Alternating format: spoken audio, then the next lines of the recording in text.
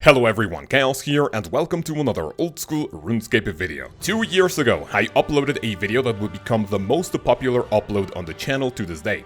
And with an insane amount of content from May of 2022 to the second half of 2024, and with big shoes to fill, I bring you the 2024 gear progression guide for all combat styles in old school RuneScape. Ladies and gentlemen, to celebrate the biggest video on the channel, why not match it with the biggest giveaway we have ever seen? A lucky viewer will be selected to win second best in slot gear for all 3 combat styles, meaning Bandos with a Fang, Bofa with Crystal Armor, and the Sanguinesti Staff with Virtus Rose.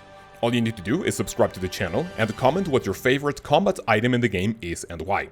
I will pick a winner on the 31st of August, so make sure to subscribe to enter this massive giveaway. Before we start, a few quick disclaimers so we are all on the same page. First, like the previous video, this may not be the perfect path for everyone, but all the items are ordered in a cost versus benefit standpoint, so I will tell you when things are a little too expensive for the state of your account. Second, this may not be Ironman friendly, but will serve as a nice checklist as to what to obtain next. Third, I will briefly talk about future content as of the time of making this video, and will tell you when it makes sense to include the new combat items. A huge thank you to my friends Promwissy and Steinsgate for fact-checking the gear list, my friend Falco AJ for doing all the animations featured in this video, and the developer of the Creator Kit plugin, the one and only Gnome. Without all of these legends, the video you see today would be fairly different.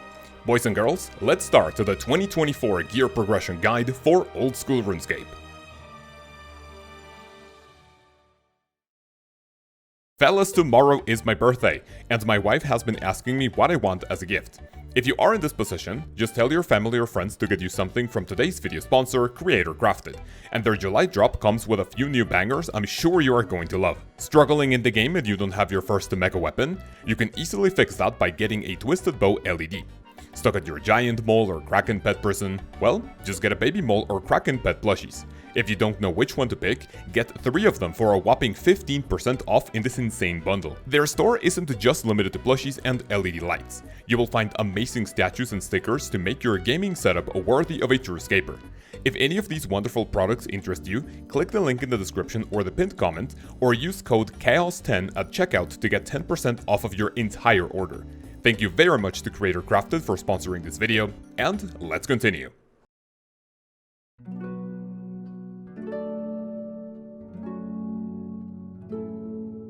If you remember the previous gear progression, we featured free-to-play items from levels 1 to 40, and then went on to member gear. This time around, I want to dedicate a small segment of the video to our Silver Star brothers and sisters to showcase a few members-only items for the early game. I will group all relevant upgrades per level so we can speed things up and get to the juicy part of the video. For melee, we are going to start with any cape of your choice, an Amulet of Strength, leather vambraces, an iron scimitar, and a full set of iron armor. Whenever I say full set, I mean a full helmet, plate body, plate legs or plate skirts, and a trusty kite shield. Finish that off with fighting or colorful boots you get from the Stronghold of Security, which you can get on a fresh account. If you're a hardcore though, I would suggest waiting until you have at least 15 HP. For ranged, get a leather cowl, leather body, leather chaps, a short bow with iron arrows, an amulet of power, leather vambraces, leather boots, and any color cape of your choice. We avoid the fighting or fancy boots here because they're negative ranged bonus. The absolute saddest setup we have in the entire game is a free-to-play mage gear, because what you see here is pretty much best in slot except for 2 items we will mention soon. Get a blue wizard hat and a robe top, Zamorak monk bottoms, amulet of magic, a staff of fire, leather gloves and leather boots, and any cape of your choice. I recommend getting a chronicle and teleport charges with Diango at Draenor Village, because we won't be using the shield slot for now. After the initial setup, things will move on a little quicker. Get base level 5s in melee, and upgrade to a full set of steel armor and a steel scimitar. Whenever you want, do the same for ranged, and the only thing you are going to upgrade is your weapon to an oak shortbow with steel arrows. At level 10 you will be able to wear black armor, so again upgrade to a full set including a scimitar. Since we are level 10 defense now, it would be a good time to upgrade to a hard leather body.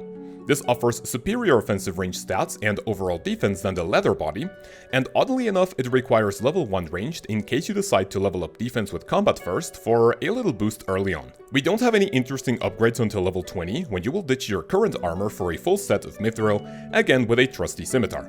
If you're leveling things evenly, our range setup will also receive a big overhaul, consisting of a coif, studded body and chaps, and a willow shortbow with mithril arrows. At this point, you should be able to start Dragon Slayer 1 after completing a few quests, and you need to do this to equip our best in slot magic shield, the Anti-Dragon Shield. And sadly, this is as good as it gets for magic. We still have some hope for the other styles. Level up to base of 30s in melee, and you will swap your mithril armor and scimitar for full adamant armor and a new adamant scimitar to hit bigger numbers. Just like we have done so far, when you achieve level 30 ranged, get yourself a maple shortbow with adamant arrows. This is our best in slot weapon for free to play, and adamant arrows are not as expensive nowadays, so get yourself a decent amount to keep training. And the training we will do until base level 40s to reach the end game of free to play. Get a full set of rune armor, but this time we are grabbing a rune chain body. At level 40 ranged, you can buy green dragonhide chaps and vambraces to embark into our final adventure. Get at least level 37 prayer to finish off the quest to Dragon Slayer 1. After this epic adventure, you will be able to wear a rune plate body and a green dragonhide body. This is going to complete our best in slot for melee and ranged. If you decide to stay free to play, God forbid, your next upgrade is a Bryophyta staff for the best in slot magic staff coming in at 15 magic offensive bonus. That's pretty much it for the useful upgrades, and let's quickly finish that off with a few cosmetics. For magic, you can get yourself a full set of Wizard Robes G for a nice gold trim. If you want a different look for melee, get the Dragonstone full helmet, body, and legs. And for ranged, our next upgrades in terms of GP are a Gilded Dragonhide body, Gilded Chaps, and the Gilded Vambraces. Technically speaking, the Gilded Vambraces are best in slot for melee because of their defense, but the difference is so tiny, it just does not make sense. The pinnacle of free-to-play flexing will be a full set of Gilded Armor and a Gilded Scimitar. If you look like this, you can pretty much say you have conquered free-to-play. Our absolute last upgrade is a pair of gold decorative boots, which is the only item that provides a strength bonus in free-to-play, outside an amulet of strength and melee weapons. But, like I said in the previous video, the time investment needed for these is absolutely ridiculous. Regardless, this is all you need to know about free-to-play gear upgrades.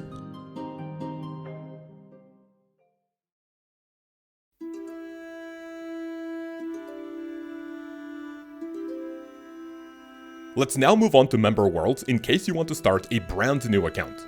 Two quick things before we start. First, I want to remind you that we have a ton of early game member quests that will jumpstart your account massively in terms of levels, and I have mentioned many of these in previous videos. But for the sake of a full gear progression, we will also start from base level 1s, and I will go through upgrades seen in free-to-play section quicker since we already know what's up. And second, I will assume money is not an issue since only a few of the starting items will cost a little bit of GP, and of course money making will be completely up to you. Check out the many money-making methods I have on this channel for some quick tips, and with that out of the way, let's continue. As an unrestricted account, go to the Grand Exchange and buy any color cape of your choice, an Amulet of Glory, a combat bracelet, leather boots, any item called Blessing, and a Ring of Dueling. All the jewelry items provide important teleports in case you need quick banking, and the Blessing provides +1 prayer bonus to the ammo slot, so get one for melee and magic. We copy all of the initial items for melee, ranged, and magic, consisting of iron, leather, and wizard items. Our very first optional melee upgrade will be an obsidian cape. This doesn't have any requirements whatsoever, but it can be somewhat expensive for a fresh account. Feel free to skip this one, or get it whenever you have the funds for it. I also quickly want to mention the spiked manacles, which have no requirements as well, and offer great offensive stats. You can get these at level 1, but are a lot more expensive than the obsidian cape. So if you got a few bonds to start your journey, you should definitely check these out. After you get your starting gear, we are going to do something any fresh account should do. Get level 15 thieving in any way you'd like to steal a rusty sword from HAM members. This is the only difficult requirement you need to complete the Easy Arty Diary to obtain the Arty Cloak 1, which will be our best early game cape for a good while. Since we're in the questing mood, go to Berthorpe and do the quest to Death Plateau. You don't need to fight anything or go through any dangerous area, and finishing this adventure will allow you to wear a pair of climbing boots, which will be our best in slot melee boots until we hit level 40 defense. Okay, let's speed things up a little bit. At base level 5s we get full steel and an oak shortbow with steel arrows. At base level 10s we get full black for melee and a hard leather body for ranged. And at base level 20s we upgrade those to full mithril, and for ranged get a coif, studded body and chaps, and a willow shortbow with mithril arrows. We finally get some upgrades for magic, and at level 20 we will buy Jarek robes, aka salad robes. This consists of the hat, rope top, and rope bottoms. Just like the spiked manacles, we should also mention the wizard boots here. These are the cheapest of the rare boots for all 3 combat styles obtained from medium clues. These cost about 250k at the time of making this video, so if you have the funds, definitely purchase a pair. Don't forget to start the Dragon Slayer 1 for that anti-dragon shield. If you find yourself at level 25 ranged and defense, we showcase a new set of ranged armor consisting of frog leather body, chaps, and boots. We won't be using this for a long time, so get them as soon as possible for a small upgrade to your offensive ranged bonus. At level 25 magic we have yet another welcomed upgrade. Get any color Brutus Shield to finally get some magic bonus on the board.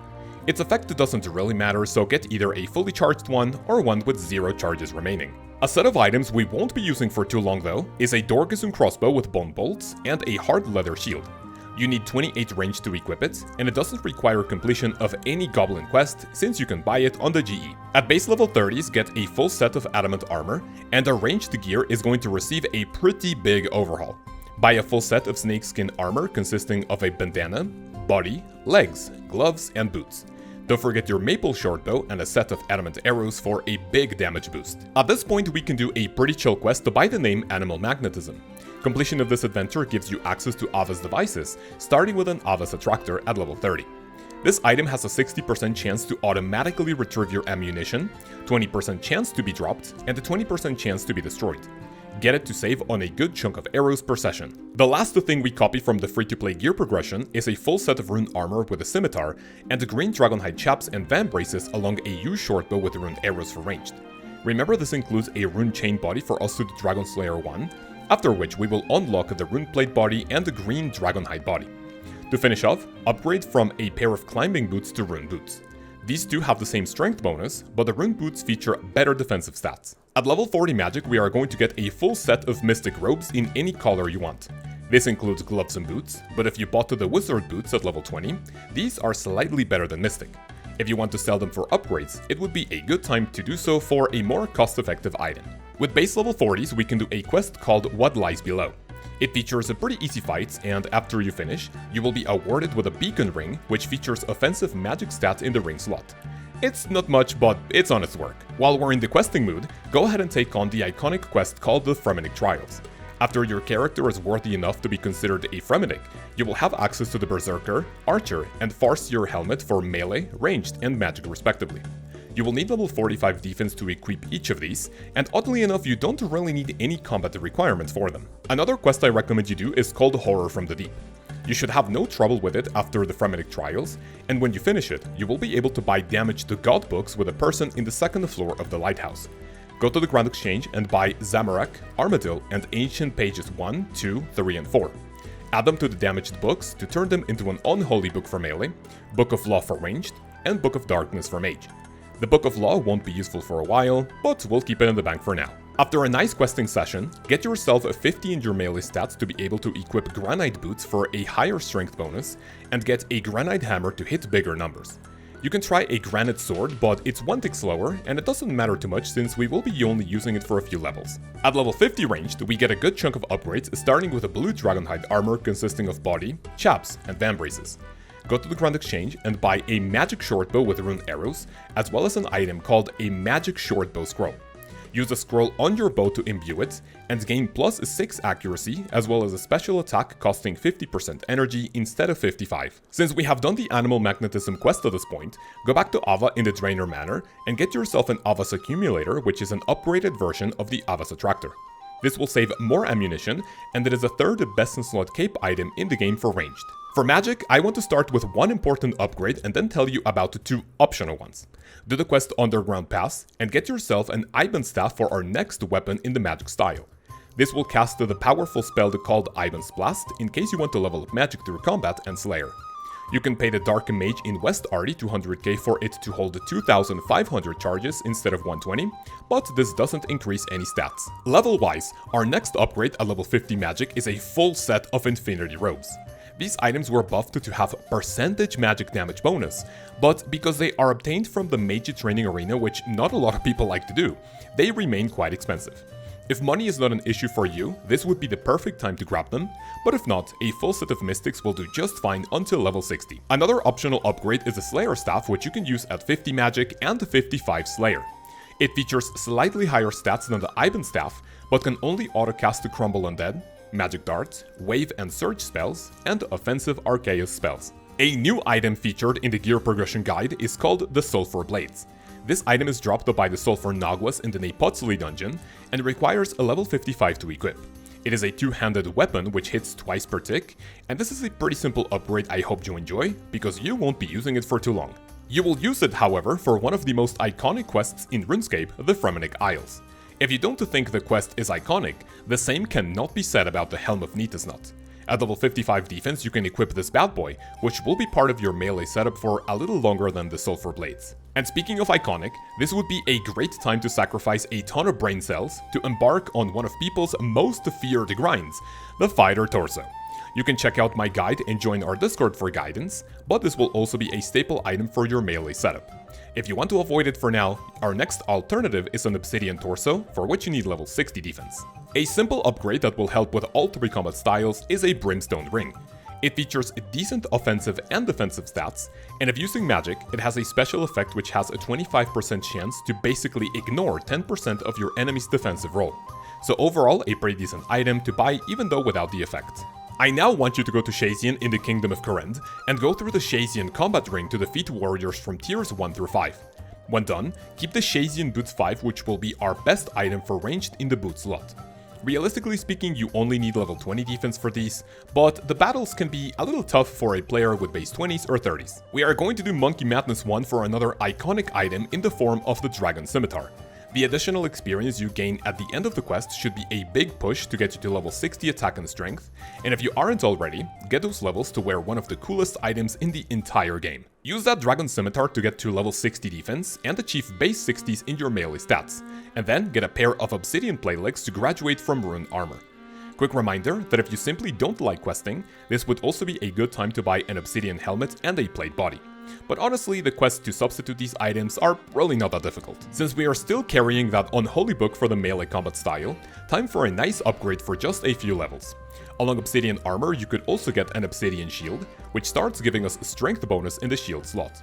Defensive-wise, it's also a lot chunkier, so a great item to have up prior to another iconic item coming up in a little bit. Our final melee upgrade at level 60 defense will be a pair of Dragon Boots. We have gone from climbing boots to rune boots, and the Dragon Boots will be another item that will stay as part of your melee setup for a long time, because the next one is quite expensive. After you're done training melee, it would be a good time to focus on the ranged style for a little bit.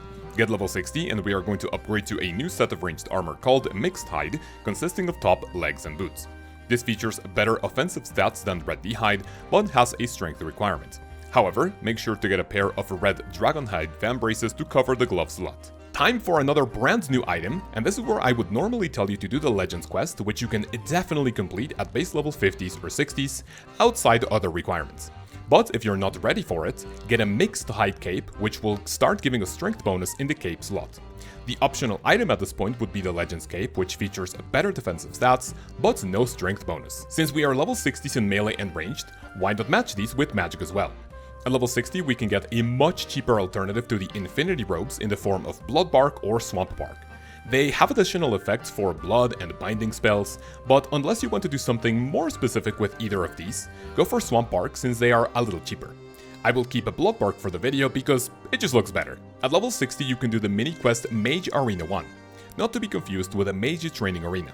This simple activity will award you with a God Cape, which will be our second best in slot Mage Cape in the entire game.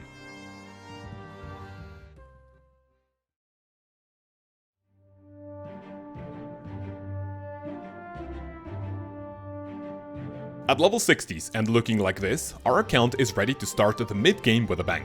Do the full quest The Recipe for Disaster, which features 10 subquests, and when you defeat the Colinomancer, you will be able to buy and wear a pair of Barrow's Gloves from the Lumbridge basement chest, giving us our second best in slot item for all 3 combat styles in the glove slot in the entire game. And speaking of all 3 combat styles, this would be the perfect step to spoil yourself to another gift in the form of an Amulet of Fury. This has superior stats to everything we have been wearing so far, and it will greatly boost your melee, ranged, and magic capabilities. If you have been training Slayer alongside combat, this would also be a good time to get, or aim to get, a Slayer helmet, for which you need 400 Slayer points to unlock and assemble it, using various Slayer items for your face, including a Black Mask. If you want to go a step further, you can imbue the Black Mask at either Nightmare Zone, PvP Arena, or Soul Wars for its effect to work for the ranged and magic style. For the sake of the video, I will avoid showing the Slayer helmet, but remember to use it every time you go on your Slayer trips. This is not a piece of gear, but if the Slayer helmet is going to speed up your Slayer training by a considerable amount, a Dwarf multi-cannon will complement our new helmet perfectly. If you have a bit of money for quicker training, you can get it along a good chunk of cannonballs and take it whenever you can. This would also be a good time for you to do the quest to King's Ransom. After you finish this adventure, you can take on a challenge called the Knights Waves Training Grounds. When you defeat a whole wave of Camelot Knights, you will unlock 2 melee offensive prayers. Chivalry requires 60 prayer and 65 defense, and Piety requires 70 prayer and 70 defense. Focus on defense training until 65 to be able to activate Chivalry and hit even bigger numbers on your Slayer trips. And speaking of prayers, go to the Grand Exchange and buy an item called a Torn Prayer Scroll. This item obtained from the Chambers of Xeric will unlock a prayer called Preserve, which will keep a boosted stat for 50% longer, saving on a few doses of combat and ranging potions per trip. Okay, enough about Slayer, questing and prayers. Another brand new item since our last upload is called the Warped Scepter. You need level 62 magic to equip it, and charge it with Chaos and Earth runes. Instead of selecting a spell to autocast, as long as this item is charged, click on any enemy to attack it automatically. It may seem weak, but it's super convenient to use it, and it also features a pretty cool animation. Just like Infinity, another expensive item we can upgrade to is the Mage's Book.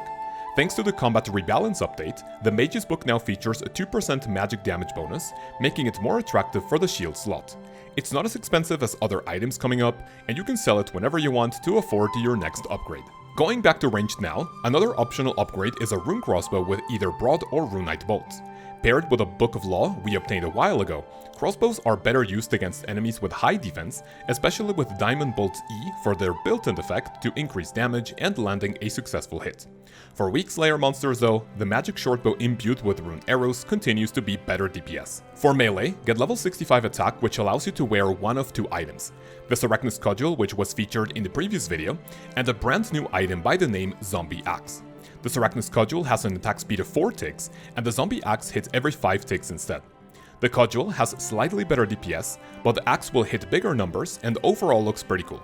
So this one is up to personal preference. We are going to use the Cudgel or the Zombie Axe to go to the Warriors Guild thanks to our combined 130 levels in attack and strength. We're going to work our way up to a Dragon Defender, and this is the second best item for melee in the shield slot. To finish a nice session of upgrades for the melee gear, this would be a great time to mentally prepare for the fight caves, and its 63 waves of monsters leading up to Jad himself. Doing this will award you with a Fire Cape, which is the best melee cape until you are ready for one of old school's hardest challenges. You can definitely do this with a magic shortbow or a rune crossbow, but if you're not feeling too confident, wait for a few more upgrades in the ranged gear. A few of these potential upgrades include a Dragon Crossbow at level 64 ranged, and these can fire up to Dragon Bolts for a ton of damage. They are quite expensive, so keeping Broad or Runite Bolts wouldn't be a bad idea. If you have some extra cash, combine these with an Odium Ward to start getting range strength in the shield slot.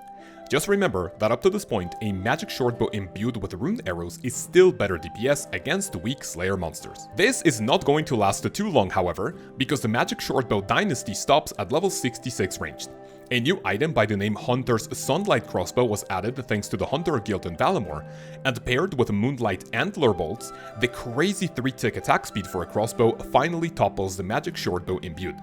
Use it to level up even further for other upgrades coming shortly after. We are now nearing the late game, and with our stats almost at level 70, time to get some massive upgrades for all styles starting with melee.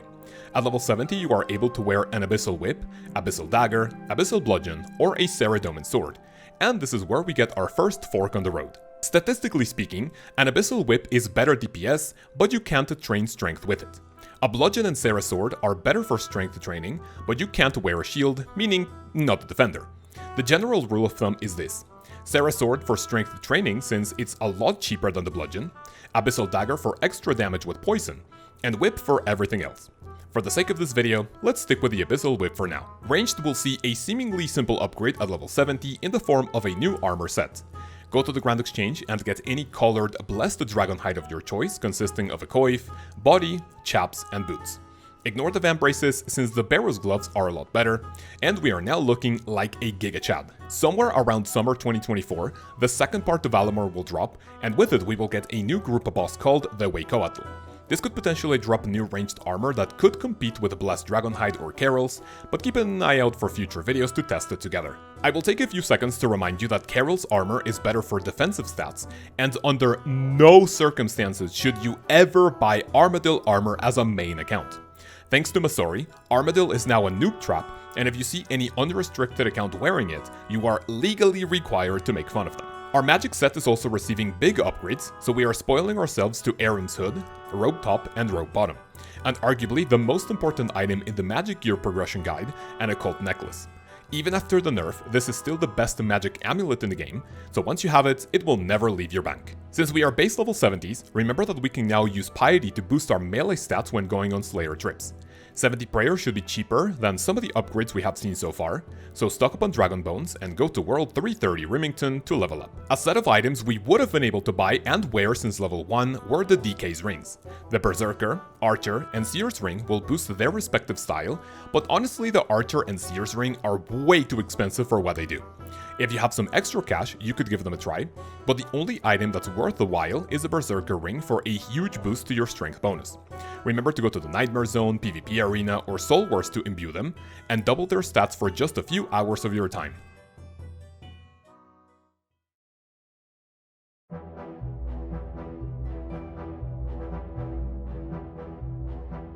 Just like the previous video, a perfect introduction to the late game is completion of the Dragon Slayer 2 quest.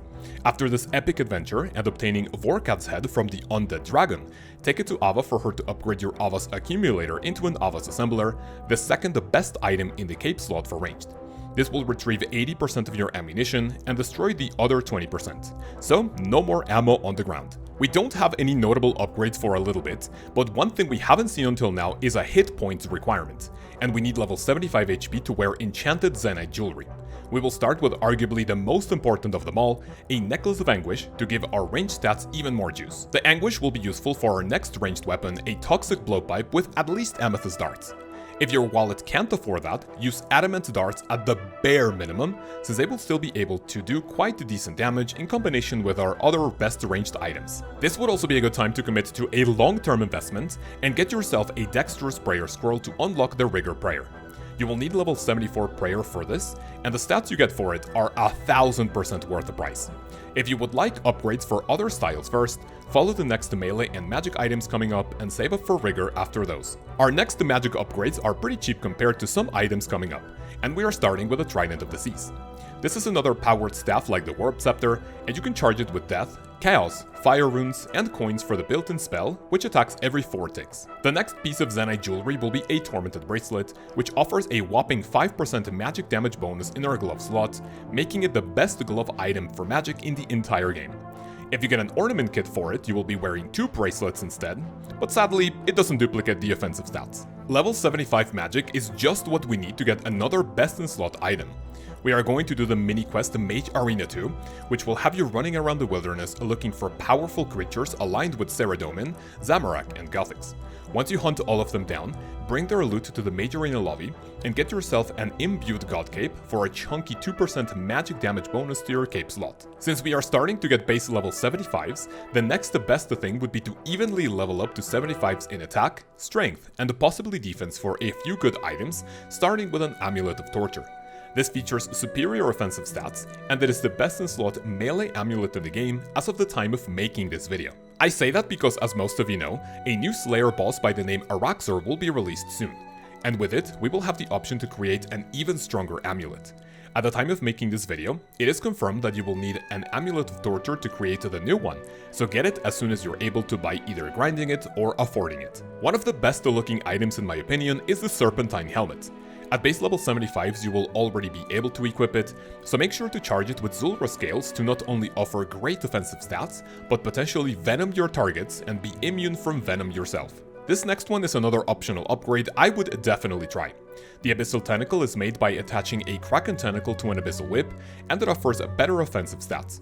The downside is that it can only be used for 10,000 hits until you have to feed it another Abyssal Whip.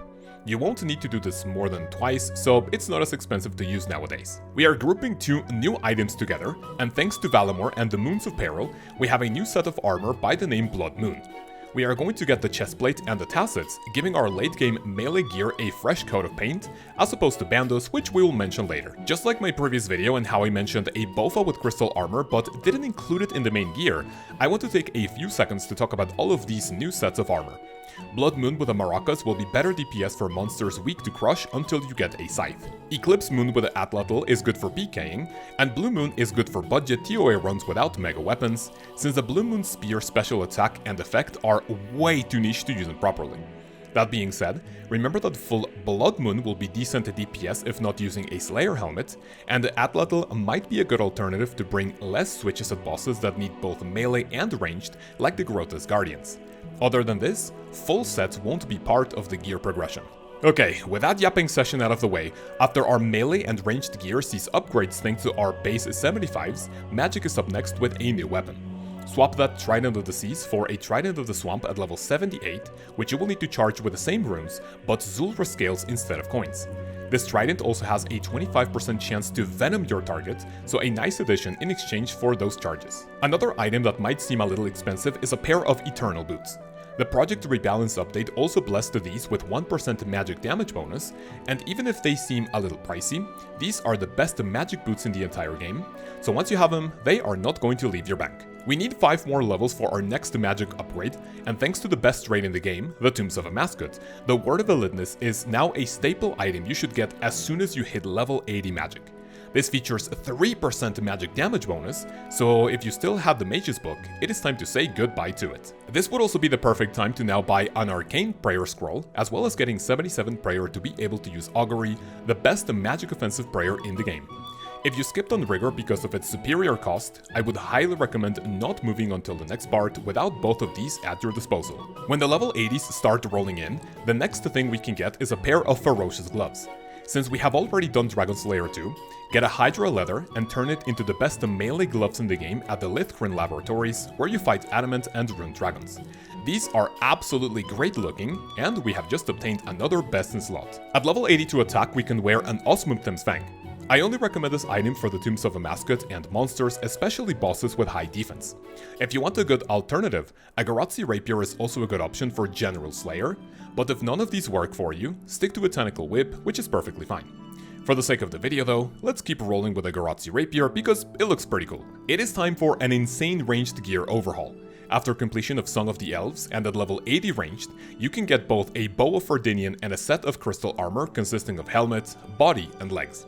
You need to charge all of these items with crystal shards, and if you don't have a lot of money and plan on using these items until you get a twisted bow, it would be a good idea to corrupt the bofa so you don't have to worry about charges.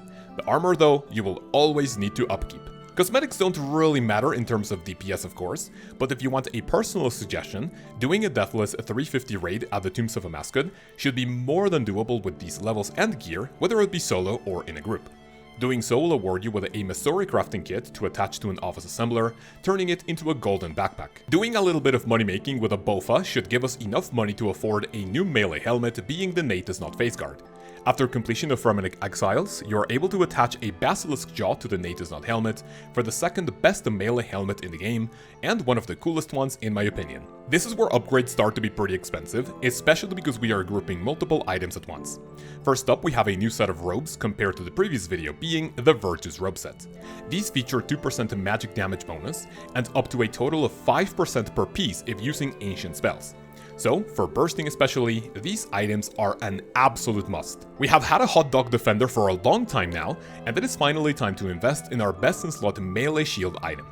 Buy an Avernic Defender hilt and attach it to your Dragon Defender to turn it into an Avernic Defender. This is permanent, and if you want your defender back, the hilt will be lost. If you want a side grade before we get into even more expensive items, and if you're still nostalgic for it, this would be a decent time to get yourself a Bandos chestplate and Bandos tassets.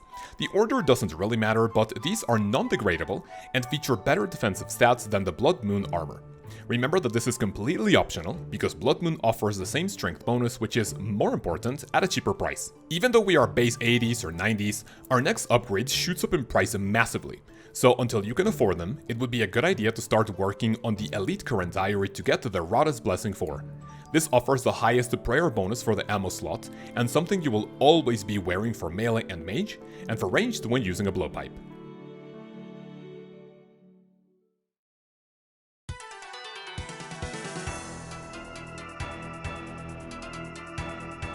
In the previous video, I quickly mentioned the special attack weapons, but this time around I want to make a whole segment dedicated on these items for you to get whenever possible.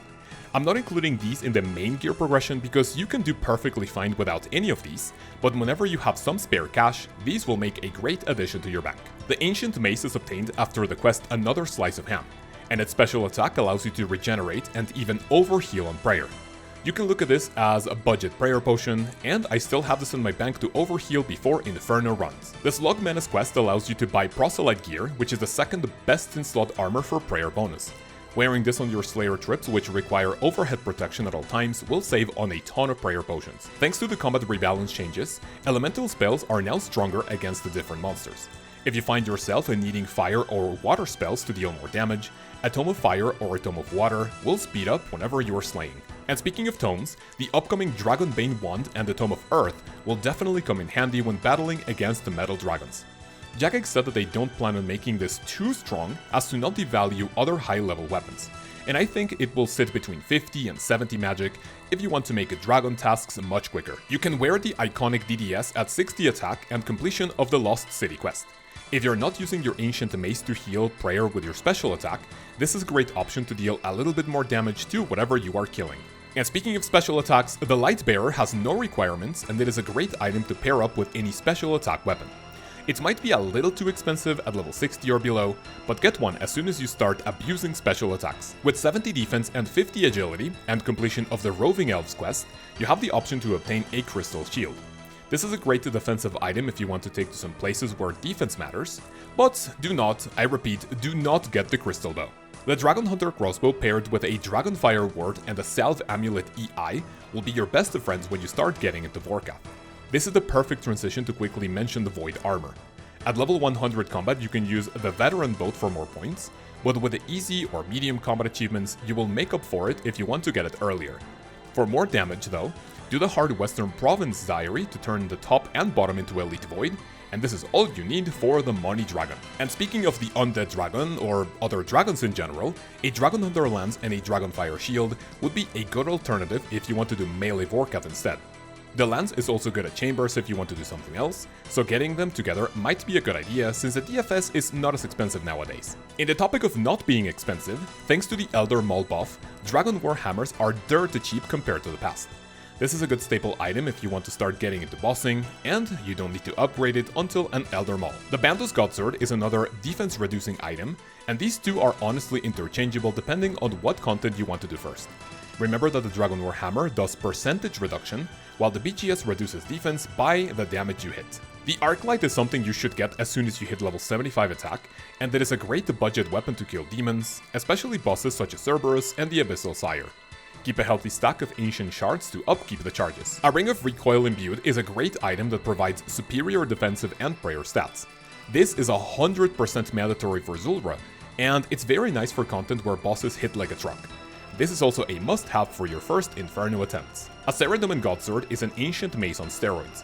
Not only will it heal prayer, but also a good chunk of hit points depending on how hard you hit. If you're on a Slayer trip where you use overhead prayers, it is still useful to save on prayer potions. After the quest of Beneath the Cursed Sands, you can get the Keris Partisan. When you do enough Tombs of a Mascot, you will get your hands on the 3 jewels that will give the Keris special effects, and these all go in the same tier. Remember that you can only use the blue Keris outside TOA, and the other 2 can only be used inside. For new content, this would be a good place to try out all of the new weapons obtained after the quest While Gothic Sleeps. The Burning Claws are budget Dragon Claws, and the Firelight, Scorching Bow, and Ignited Staff are Demonbane weapons for melee, ranged, and magic respectively. Get them in case you are being assigned to demon tasks more commonly. We can try the upcoming Noxious Halberd from one of the newest bosses called the Raxor at level 82 attack. I place this here because bringing a brand new item, it will take a little bit for the dust to settle, and see where it will shine. If you want to switch it up a little bit, you can attack from one tile away, giving it a little bit more flexibility. An Eternal Slayer ring provides a useful teleports to important Slayer areas, and nice features related to the Slayer skill. This one is not mandatory, but not super expensive either to have a nice utility item in the bank. After a nerf to the Void Waker was boycotted, its special attack continues to be superior for a bunch of activities. If you need guaranteed damage, this is an insane item to grab. On the other hand, an item that was massively buffed was the Elder Maul, taking it from 8 mil GP to a staggering 175 million GP after the buff was announced. This is a better Dragon Warhammer, so always stick it to places where monster defense is an issue. Another item that was buffed was the Zamorak Godsword. Unlike the last few items, this is mostly useful at the Chambers of Xeric at the Muted Isle room, so if you're a Raids 1 enjoyer, this will be a great addition to your bank. The Spectral Spirit Shield is mostly useful at Cerberus because not too many bosses have mechanics to drain your prayer. If you plan on camping the big red dog for the uniques or the pets, this powerful shield will come in pretty handy. An item that will see more use is the Venator Bow. Use it for Slayer tasks in multi-combat areas like the Catacombs of Korinth, where you will dispose of monsters like Abyssal Demons, Jellies, Bloodvelds, and Dust Devils, just to mention a few, a lot quicker. The Bellator Ring is a good purchase especially after you buy a Scythe, because of the increase in accuracy. That strength bonus is still pretty decent, and I used both of these at bosses like Duke Succulus and Sarachnis for extra damage from the boost. Even though the Ancient Godsword was recently nerfed, it will work almost the same as bosses with high HP. This will guarantee HP heals of 25, so it will be a great item to extend your trips at bosses such as Vardornis. Instead of healing, if you want more damage, the iconic Dragon Claws will be the perfect upgrade to go crazy against your enemies. I will never get tired of that animation, and it is an obscenely good item not to grab at around this time. A pretty expensive but useful set of items is the Inquisitor's Armor set and an Inquisitor's Mace. A recent buff made the mace deal extra damage along the entire armor, and it is now best in slot at Thosanis in case you are hunting for those uniques. I didn't include the Amulet of Blood Fury in the main progression because it's pretty expensive to use and you don't really need it at many places. If you're doing activities like Learner TOB or TOA, or bosses like Cerberus, Thosani, and Duke, a Blood Fury will come in clutch for some needed lifesteal. Other than lifesteal, for the best prayer bonus in the ring slot, get yourself a Ring of the Gods, and imbue it at the Nightmare Zone with a Holy Wrench in your inventory. When wearing it, prayer healing potions will give additional prayer per zip, so it is a must to have for prayer intensive encounters. The most expensive single item we have seen so far is the Zerite Crossbow. Paired with a Twisted Buckler for higher accuracy and strength, this is mostly used for a special attack and can be used as your main weapon to great success at places like Nex and the Leviathan. The Kodai Wand is basically a Nightmare Staff which we will see in the following segment, with the added benefit of acting as unlimited water runes when wearing it. This is mostly needed at the Inferno if you don't have a Divine Rune pouch. Another niche magic weapon is a Sanguinesti Staff. This is mostly used at Chambers to learn 3-0 Olm Mage Hand, the Kraken, and the Thosanis Nightmare achievement for KC in a single trip. Other than its healing passive effect, it's not 100% needed. A similar item is a Toxic Staff of the Dead. I've only seen people use it at TOB, and it's obviously super useful when PK. It's not super expensive, but if your top team needs a freezer, this would be a good option to add it to the bank. We are now focusing on the tank department. Whenever you go on bossing trips with the pals, getting full Justiciar with items like a Din's Bulwark, a Guardian, or Echo Boots, monsters will have an incredibly difficult time piercing through your defense. This is also one of the best looking armor sets in the entire game. Whenever you achieve Master Tier for the combat achievements, you will receive a Gomel's Lucky Penny. Wearing it in the ammo slot has a tiny chance to save weapon charges, and it is best used alongside a Scythe and a Tunic in Shadow. From here on out, all of these items are pretty situational and won't be used that much. Starting with an Eldritch Nightmare Staff, whenever you are using the Mage style, its special attack will heal prayer based on the amount hit. I personally only use it at DKs and Armadillo, just to mention a few. The Sunfire Fanatic armor offers the best prayer bonuses for their category in the helmet, body, and leg slot. They come to outclass Proselyte, and they look pretty nice, but the helmet looks a little concerning. You get the Bone Crusher necklace by combining a Bone Crusher with a Dragon Bone necklace. Not only does this offer the best prayer bonus in the next slot, but will automatically bury bones when in your inventory. If you wear it, you will do the same, but will also restore prayer points. Our last items for prayer bonus are a Soul War Scape, Holy Wraps, and Devout Boots. I would say the Devout Boots are the best of the three, which you can get much earlier, but in most cases, damage is a much better option. I have the Ursine Chain Mace, the Web Weaver Bow, and the Accursed Scepter almost at the end, because as most of you know, I don't really like the Wilderness. If you like to camp the many bosses found here, however, getting these much earlier would be a great purchase. The Web Weaver bow is especially useful at the Leviathan for that enraged phase, so will be more important. Up next we have the Harmonized Nightmare Staff. This will let you autocast offensive spells in the standard spellbook one tick faster. Thanks to the elemental weakness added a few months ago, and paired with the Tomes of Fire, Water, and upcoming Tome of Earth, this could make some Slayer tasks go faster like Ice Trolls, Fire Giants, Water Fiends, but it doesn't really justify the price tag of almost 700 million GP. Something that could go well with the Harmonized Nightmare Staff is an Ancient Wyvern Shield. This also offers percentage magic damage bonus and protection against dragons and wyverns, and will be decent niche item for a few Slayer tasks. An item that is great on paper but subpar in practice is the Tonal Sticks of Ralos. To my knowledge, this is only used at Maiden, Olmhead, and maybe Zuck. If you know of any other monsters where this is useful, definitely let me know in a comment below. Up next we have the Blade of Saldor. This is mostly for Ironman with an extra enhanced crystal weapon scene, because it doesn't really make a lot of sense dropping almost 130 million GP for something even the Tentacle Whip does pretty well. And if you have a scythe, this is something you are definitely gonna wanna skip. The second to last niche item you should have is the Volatile Nightmare Staff. This is incredibly expensive and the special attack could hit for a 0, and I only use it at the Whisper, so I only have it in the bank because I have nothing else to buy. The absolute last item you should get is the Elysian Spirit Shield. This is just a flex item and will only be useful for the Inferno and tanking duties. This will make a nice cherry on top when your bank is over 10 billion GP and you want to get it to close out your gear purchases.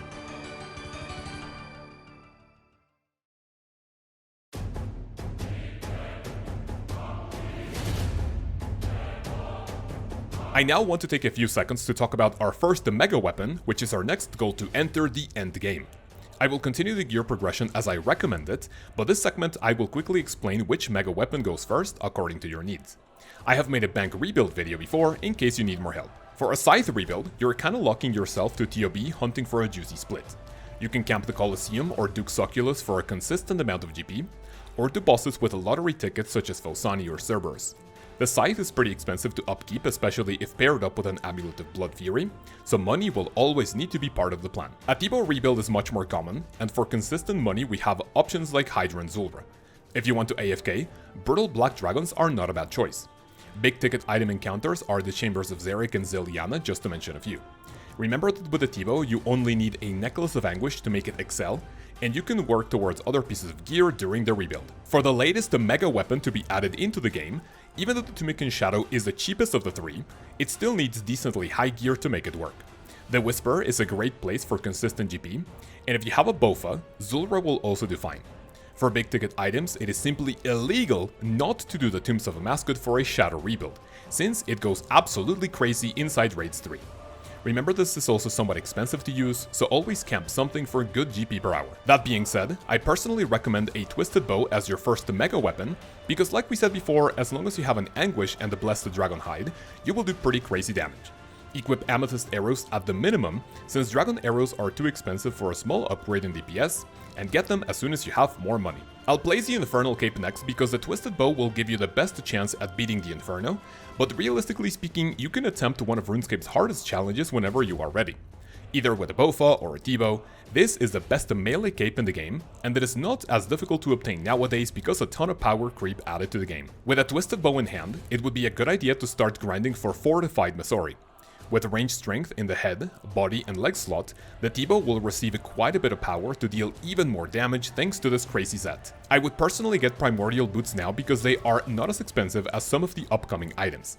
These are the best in slot melee boots, but I would honestly say they are still optional at this point until you get a scythe. Whether you skip on the Primordial Boots or not, this is the perfect time to build up to the second mega weapon being a Tumican Shadow. Since we already have Virtus Robes, the Shadow will benefit from the percentage magic damage bonus quite nicely. Anywhere in the endgame, an Imbued Heart or Saturated Heart would be a great purchase to give your Shadow a massive boost in DPS. This is just as important as Divine Potions, and even though it's pretty expensive, this item will never have to leave your bank unless you want to sell it to afford niche items. And speaking of damage bonus, your Twisted Bow and Tumican Shadow are the perfect tools to start building up to the best magic robe set in the game, full Ancestral Robes. Each piece provides a 3% magic damage bonus, and the Tumican Shadow will amplify this to triple bonus and even quadruple inside the Tombs of a Mascot. The final item to bring the Shadow to its full potential is a Magus Ring.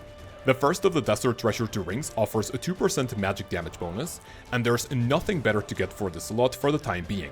This way, the magic style is locked in. When you have an Infernal Cape and the 2 mega weapons, this would be a good time to start attempting the Tombs of a Mascot at 500 Dre difficulty to get that beautiful Osmumtum's Fan Kit. As we have seen before, cosmetics don't really affect their respective items, but this would be a good idea to step up your game. We are going to start saving cash for our last mega weapon being a Scythe of Vitur. Like I said during the quick analysis for the 3, the Scythe will excel at places like TOB, the Colosseum, and the bosses with a chunky hitbox. This is the point where money is not as much of an issue, so you may not have that much trouble upkeeping the charges. And speak of the devil, our new Scythe will be just what we need to take on one of the newest, most difficult challenges in the game, the Fortis Colosseum. Beating the Soul Heredit will award you with a Dishonest Quiver, the best in slot ranged cape in the game. Blessing it can be pretty expensive, needing 150,000 Sunfire Splinters, but it is well worth the price. If you want to stick to the Colosseum for money making, our next upgrade is going to be another Desert Treasure 2 item, the Ultor Ring. This offers a ridiculous 12 strength bonus for a single slot, making it the most powerful strength item that isn't a weapon. This will give your Scythe multiple max hits, so you can't go wrong with this item. If you want the best magic shield in the game, a Fortified Ward of Elidness is your best bet. And we are pairing it with a Nightmare Staff, which is a budget card I want. Since we already got our Fan Kit, you will also receive the Menophyte Ornament Kit for a red ward. We have these after all 3 mega weapons because honestly, these will only be needed when bursting for Slayer or at TOB. If you noticed, I skip on an Arcane Spirit Shield because if you have the money for this item, you should 100% upgrade straight to the Fortified Ward, making the Arcane Spirit Shield dead content. We are saying goodbye to the Barrow's Gloves by purchasing the best ranged gloves in the game, the Zerite Vambraces.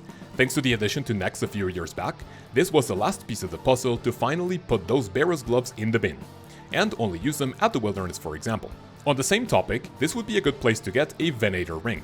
When ranging, you have much better options like the Lightbearer, Ring of Suffering, Ring of the Gods, and much more. If you want the highest ranged bonus though, this is the last Desert Treasure 2 ring you should acquire. And speaking of things we should acquire last, a set of Torva should be your last goal in terms of meaningful upgrades for melee. It doesn't really offer that much power compared to Bandos with Ultor, but once that cash stack keeps growing, Torva is going to close out the melee upgrades. The absolute last item in the entire roadmap is a pair of Pegasian boots. If you look at the stats between these and a pair of Blessed Dragonhide boots, the difference is laughable because of the price. Get your green Jordans last to finish off the 2024 gear progression guide.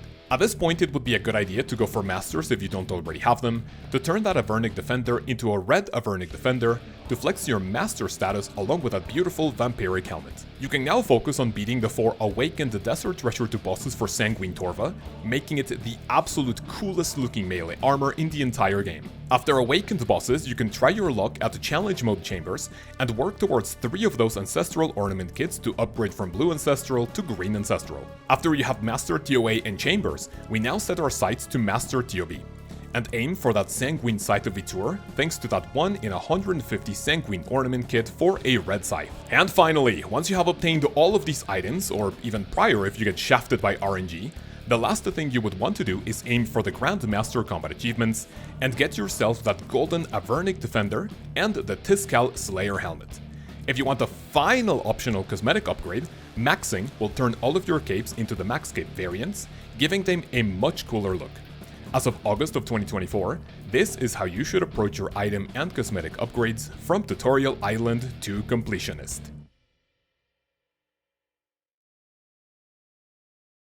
Scapers of all ages, this concludes the longest video in the history of the channel. I really hope you enjoyed and you learned something useful. Before our usual bond giveaway, I want to give a final thank you to Creator Crafted, so after the video, make sure to check out their catalog of items to bring your love for old school RuneScape to real life. And remember, use code CALS10 at checkout for 10% off, or simply click the link in the description for it to apply automatically. Other than the mega giveaway at the beginning, if you include the term moneda in your comment, you will also be entered in a bond giveaway, for which we will pick a winner on Friday's stream. I want to give a massive thank you to all the wonderful people that have decided to pledge to this channel. All your support goes towards feeding my family in a third world country with the tacos and beans. If you want to be part of this list of legends and you enjoy what I do here, consider clicking the join button and see all of the cool perks you can get for a monetary subscription. In the next one, I will give you guys a 2024 AFK activities video, since our last one is almost a year old and would like to show you some cool new methods. For now, I hope you have an amazing day, have an amazing week, and I will see you then. Peace.